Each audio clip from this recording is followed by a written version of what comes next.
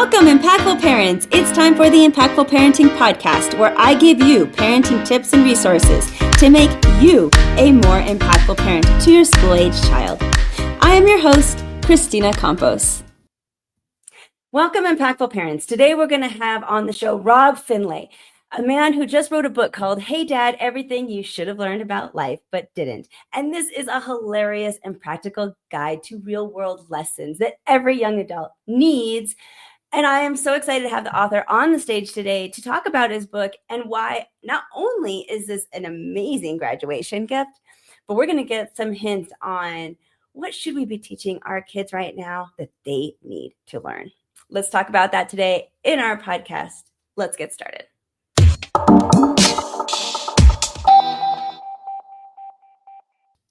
Hello, my name is Christina Campos, and I'm founder of The Impactful Parent. And I help parents of school-age children who want to be one step ahead of their kids to turn their chaos into connection with their adolescent.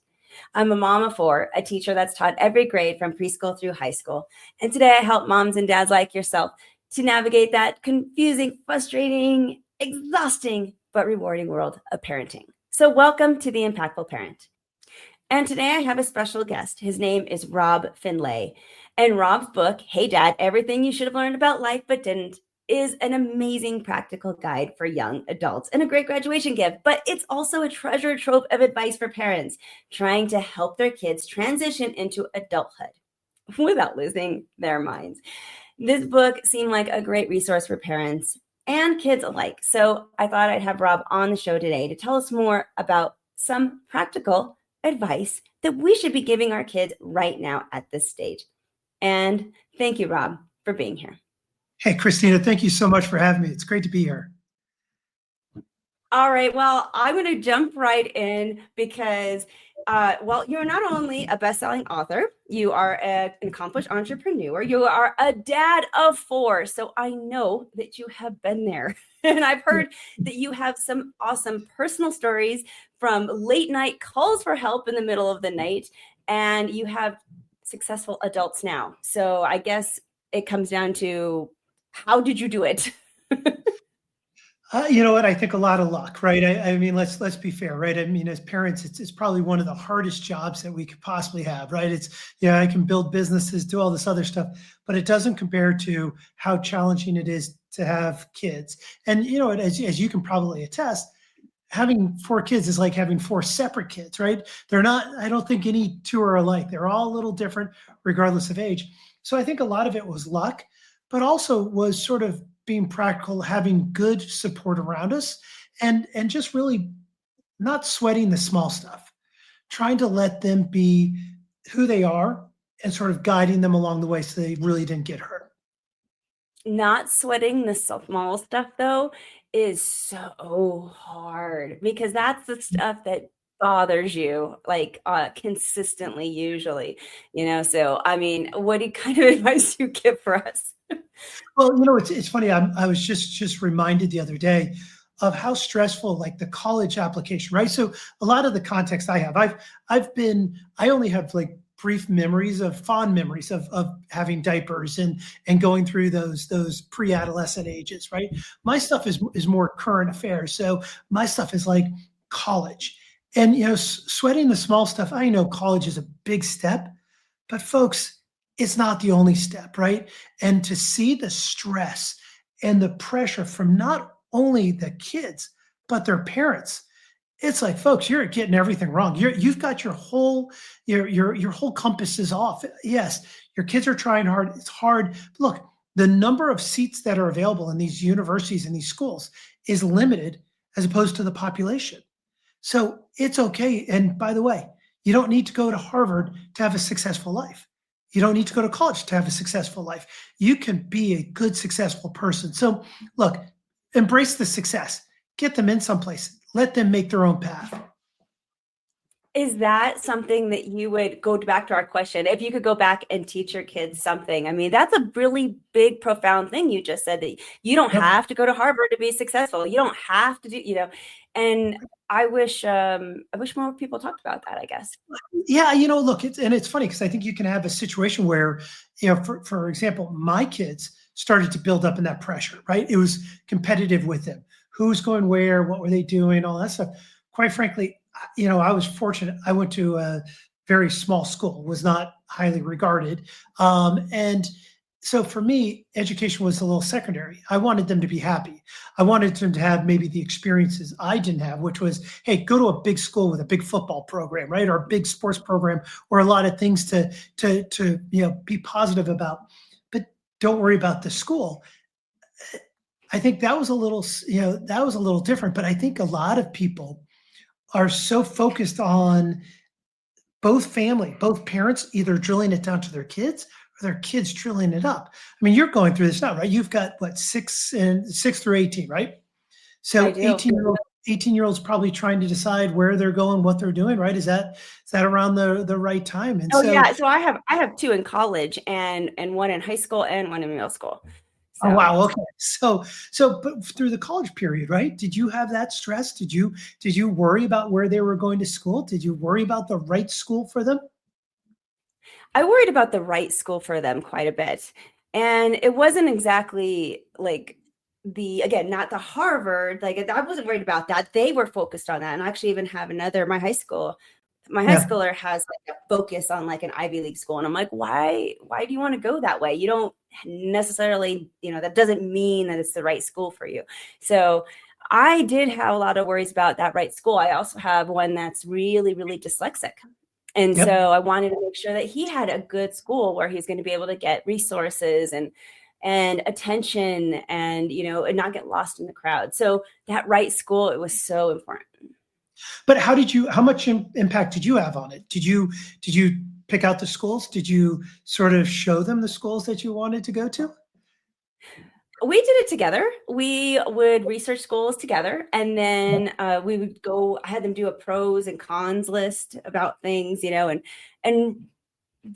I would let my kids narrow down the schools themselves, and then once Yeah. they got down to like maybe their favorite few, and then I jump in again and go, okay, so let's predict you went to this school, and we Right. talk about it together about what would that really look like, not just, oh my gosh, this is degree is going to mean something someday, or there's so many, or this is a party school. There's a lot of things you can talk about.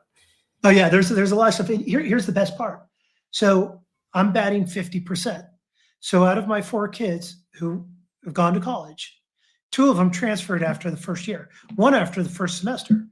My youngest went into a prestigious school up in Maine and lasted a couple months there. She said, "This I can't live here. I need to go someplace else." So I think a lot of it comes down to, quite frankly, I think where I've been trying to get and work with my kids was, let's work on sort of top of funnel to put it into a business perspective, right? Let's narrow down your choices, because if you think about it, a lot of these kids, they're encouraged, and I encourage you, get out if you can. If you can get out of state, you can go to someplace different, go for it. If you can financially, I know everybody's different, but there's a lot of different opportunities. So first, do you want to go in? Where do you want to go geographically? Do you want a big school or a small school? And a lot of these kids don't really know. So understanding that they have the freedom to go and get out of that situation if they don't like it, right? And that comes back in part of my book.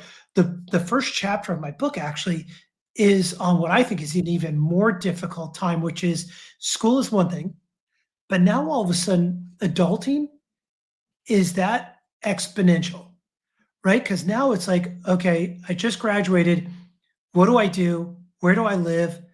How am I going to do this? How am I going to do that? All of these things, they become sort of involved and so almost debilitating, because they don't, it was all forced at one.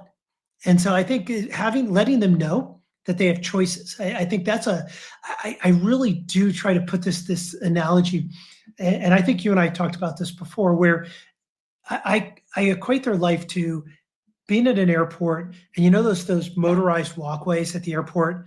My kids used to call them the magic carpet ride, where you get on them and it just takes you down the gate, and it takes you down the terminal to your gate.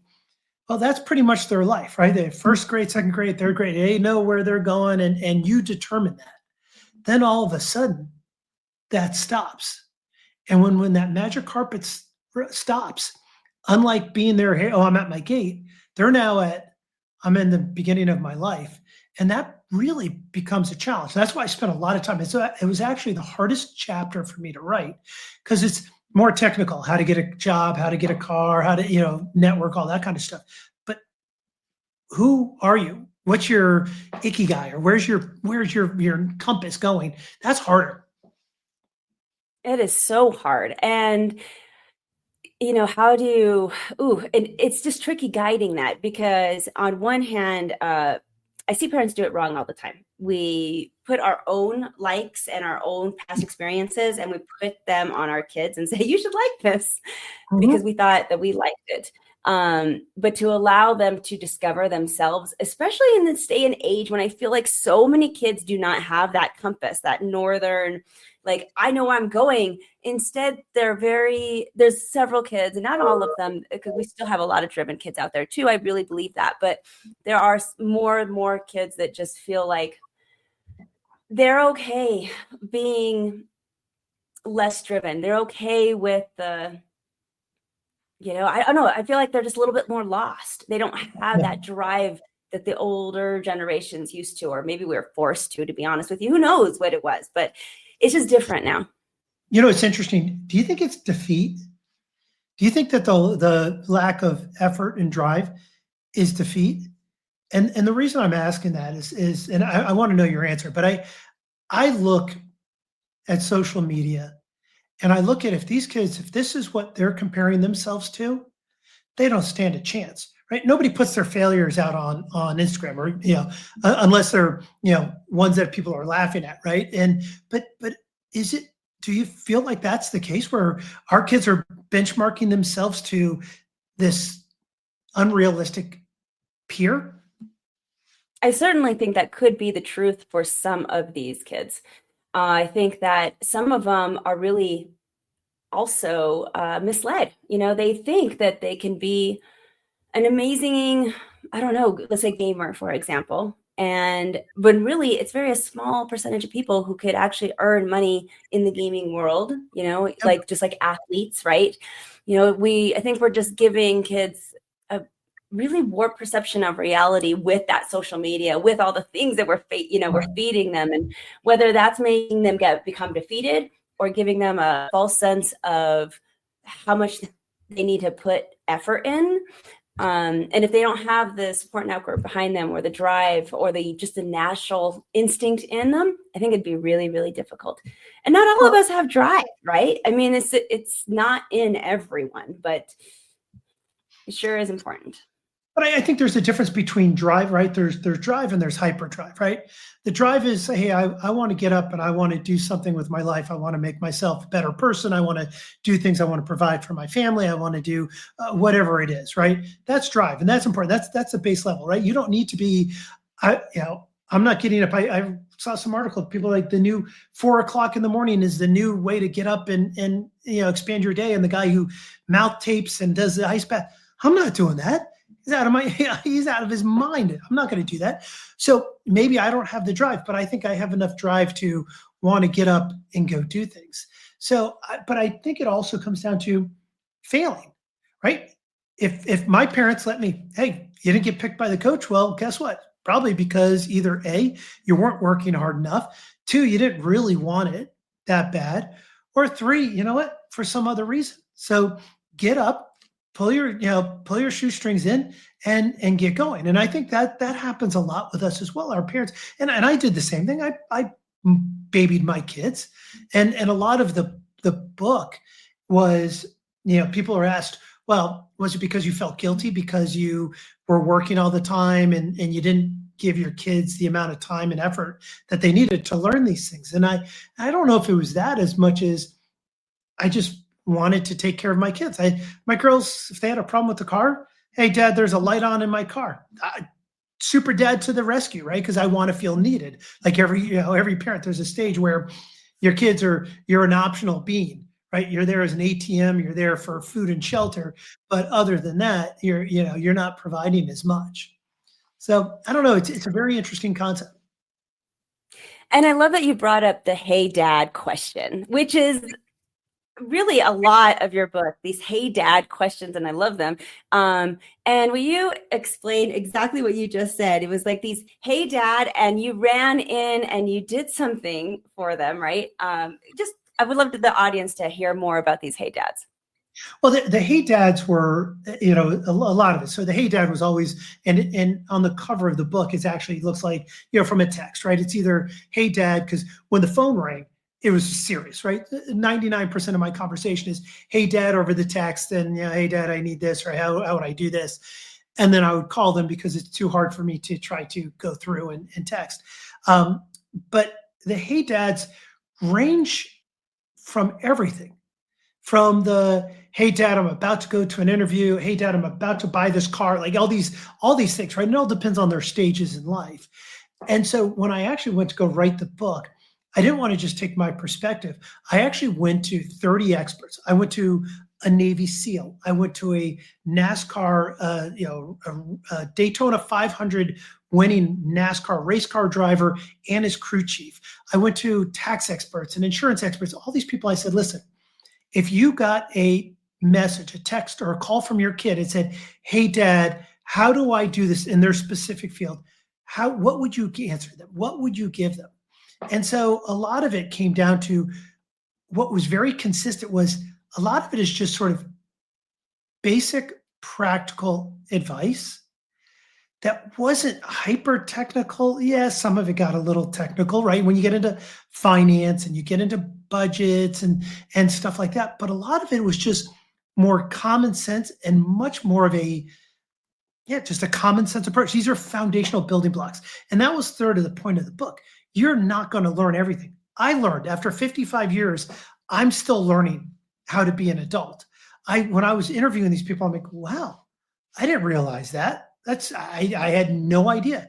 And so your kids need a basic foundation. As I said, they're coming in full steam, right? They're being launched and they've got to be able to do all of these things. Many parents actually hold them back and try to shelter them longer, but that's a different topic. I love it. The book is great because it's really preparing kids for the real world. And the "Hey Dad" questions, I felt like they were sometimes the it's those opportunities that we were looking for as a parent to have that teachable moment, and we have control over that teachable moment. So we get that, "Hey Dad, can I," or like, "There's a light on," you have a choice. You can either run in for the rescue, which sometimes you do want to do that, okay, Yeah. but other times that is your teachable moment. That's when when you hear that, "Hey Dad, hey Mom," that's your teachable moment. You can now teach them a life skill that they didn't know before, that they're definitely going to need in the future, because guess what? They need it even right now. And so I felt like that was a great identifier. Good job. Well, it's funny, the way you talk though, right? It's look at the exchange, right? The Hey Dad, hey Mom or Dad is coming from them, right? And so at that point they need, right? I feel like, I joke that my kids are consumers, right? Until there's a point where, they're no longer consumers. But at that point of consuming information, they needed it for a reason, right? Hey Dad, how do I get a bank account? Well, okay, why do you need a bank account? Oh, okay, well, you just got a job and they're going to do direct deposit. And apparently they don't deposit just to Zelle, right? And these are questions. Hey, Dad, why can't I just use Zelle? Why do I need a bank account? Why can't I just use Zelle or one of these things? So a lot of it is yes, when they're asking that teachable moment, understanding, comprehending the bigger picture of what exactly it is, and then don't try to drill them with every bit of information and all that kind of stuff, because we all know how that goes. That gets turned off very quickly. Their filter is so amazing. And going back to our big question of the life lessons that you would teach your kid, we talked a little bit about, picking the right college. Those are big life lessons. We talked a little bit about your book is also going to talk about finances, because I've heard you kind of dibble into that. What other subject does your book really dive into that we need to talk about with our kids? I think maybe it's not talk, but teach, and Teach. that is networking. I think one of the things that I've realized with my own kids and even just being an employer for the past 25 years I've been employing young adults, and I've seen a vast change in the type of interpersonal ability or comfort in these 25 years. And I think a lot of it does come with the technology, and the way that they communicate with each other is not the way that we used to communicate. And so I think that to me would be one of the biggest things, teaching your kids and almost putting your kids in that situation of having them communicate and talk with adults and friends and people and people outside of their comfort zone. And I think that will lead to huge life lessons. Think about this. Their first job is probably, or a second job, is not going to be because they filled out a LinkedIn easy apply button or an Indeed easy apply button. It's almost impossible to get a job like that. And so they're going to get their job off of, oh, I know my friend here works here, or this person works here, or this person works here. That's where they're going to get. And so being proactive and learning how to network, reaching out to somebody and saying, "Hey, I would love to talk to you." I got one this morning. I got one from a university student. I'm interested in commercial real estate finance. Can I get your 10 minutes of your time? Yes. I get 500 requests a day on LinkedIn for somebody trying to sell me something. One time I get somebody who wants something that I'm willing to give is quick. So networking and being comfortable with networking is a skill set that you should start early and focus on. I love that advice because it starts so young. It starts with, just saying hello to the people who walk into the room when they walk in and teaching kids that. And that's something you do when they're tiny, and how you greet people, how you shake hands, how you try to remember people's names, tricks that you can do to remember people's names, and then where they're from and what they do, and maybe one little silly fact about them. Those things will literally change your life. Oh, And having them order, there's skills having that them we order. can teach our kids. Yeah, it's easy. You take them out to dinner with you or lunch or a meal, have them order, have them do the ordering, have them go up to the counter and pay for something at the gas station or a convenience store. Have them do these. These are small things and these are small steps that create such great return. And this comes down to another key concept, which is compounding, right? Everybody assumes compounding is just about finance, but it's not. Yes, it has to do, there is the compounding benefit in finance where investing a little bit over time creates a great result, a compounded result. But also doing something small every day will create a great compounded effect. Teaching your kids to network, making them do those little things every day will create great results.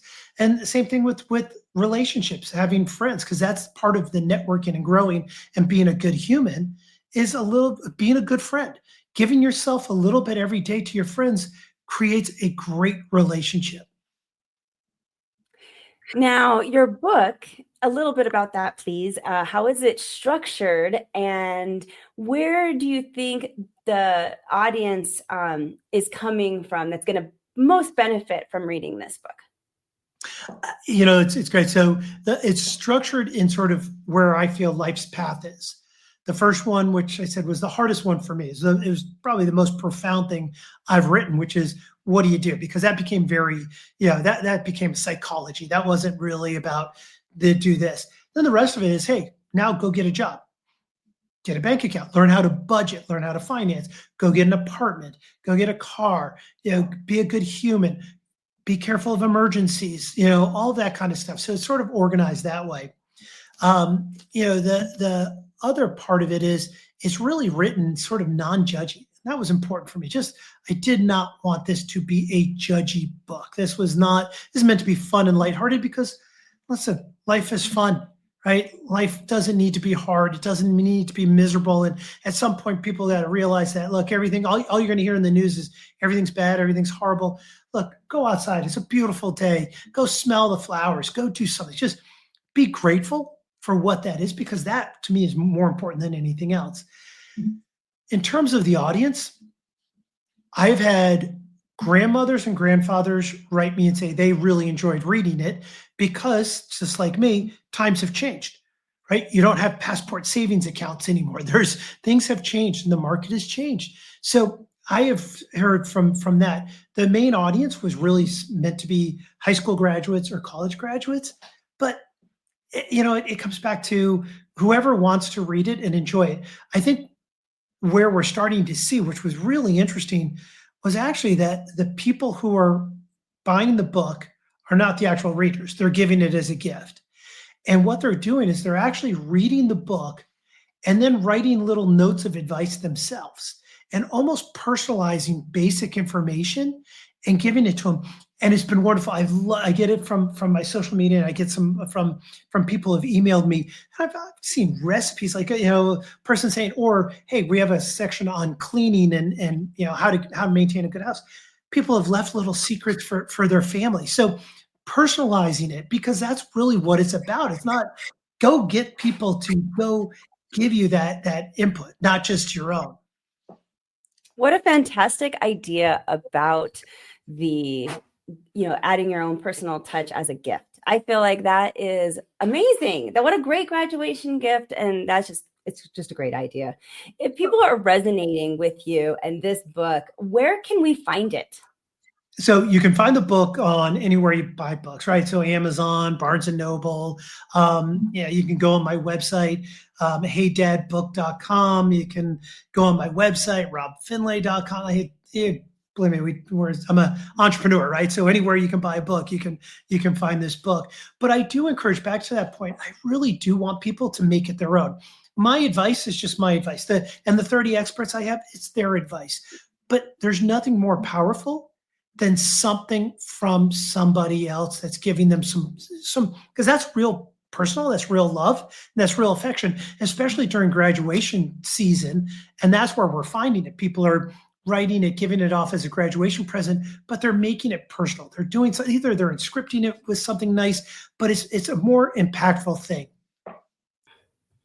Well, thank you, Rob, for being on the show today, because this is going to be a great resource for our parents. And like you said, I just think it's an amazing gift. So for the audience, go to Amazon, wherever books are sold. Hey, Dad, everything you should have learned about life, but didn't. And it's great. It's a hilarious and practical guide to real world lessons. So it sounds like the graduating senior is just perfect timing right now. That's going to be awesome. Thank you, Rob, for everything. Tell us one last thing. What should we know about your book, or one last remaining thought? How about one last remaining thought? So for all of you parents out there who are going through this graduation time, right? So your young child is going from being a dependent to independent. This is a time for you to change your role as well. You're going from being that parent to more of, you're always going to be their parent, but you're now more of an advisor. You're now more of a coach. You're not the one who's forcing stuff on them. So relax, embrace. They're going to go through a lot of stress through this period of time, right? This is big. The magic carpet ride has stopped. Relax. When you're relaxed, they'll be relaxed. And don't worry, they've got it. They're going to be great. I'm glad you decided to be here today. If you would like to become a more impactful parent, start by downloading the Impactful Parent app. The Impactful Parent app is free so that you can carry help, tips, and parenting resources right in your pocket. Discover answers to your parenting questions and download the app today, because it's free. You just go to your phone's app store and discover how you can step up your parenting game and become a more impactful parent. And remember that this episode is just a small part of what the Impactful Parent offers.